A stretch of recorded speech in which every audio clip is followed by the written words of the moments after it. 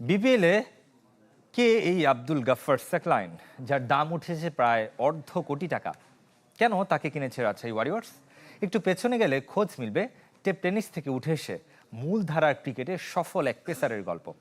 নীলফামারীর ছেলে সাকলাইন ছিলেন রাইজিং স্টার এশিয়া কাপে বাংলাদেশের দলে। টেপ টেনিস ক্রিকেটার পরিচয় অনেক আগেই পেছনে ফেলেছেন সাকলাইন। দ্বিতীয় প্রিমিয়ার লিগ খেলেছেন, প্রথম শ্রেণীর ক্রিকেটেও অভিষেক হয়েছে, এইচপি ক্যাম্পেও ছিলেন। তারপর সবাই তাকে চেনে সেই টেপ টেনিস ক্রিকেটের কারণে।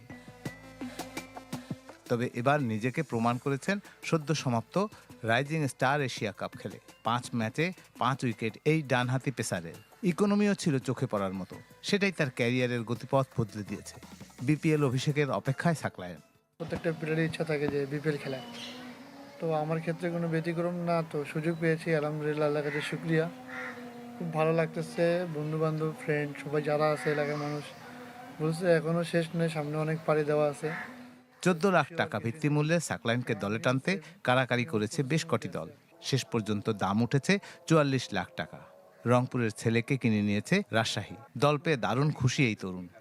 আসলে এটা আমার হাতে নেই, এটা সব আল্লাহ পাকের ইচ্ছা, ওনার প্ল্যান। উনি যেভাবে সাজিয়েছেন আমার লাইফে এইভাবেই হবে। সো বিশ্বাস ছিল আল্লাহর উপরে, তো আলহামদুলিল্লাহ। বিপিএলে নিজেকে প্রমাণ করে শেষ পর্যন্ত সাকলাইনের লক্ষ্য জাতীয় দলে খেলা, যদিও নিজেকে এখনো দেখছেন শিক্ষানবিশ হিসাবে। প্রত্যেকটা প্লেয়ারই চায় যে ন্যাশনাল টিমে খেলবে, ন্যাশনাল টিমে খেলবে আর নিজের দেশকে রিপ্রেজেন্ট করবে। তো আমার ক্ষেত্রে কোনো ব্যতিক্রম না। তো আমারও ইচ্ছা আছে ইনশাল্লাহ দেশকে লম্বা সময় ধরে সার্ভিস দেওয়া, শিখার শেষ নেই। তো আমার ক্ষেত্রেও সেম। আর আমি এখন এমন কিছু অর্জন করতে পারি নাই যে যে আমার চাহিদা শেষ হয়ে যাবে। আর মানুষের চাহিদা কখনো শেষ হয় না।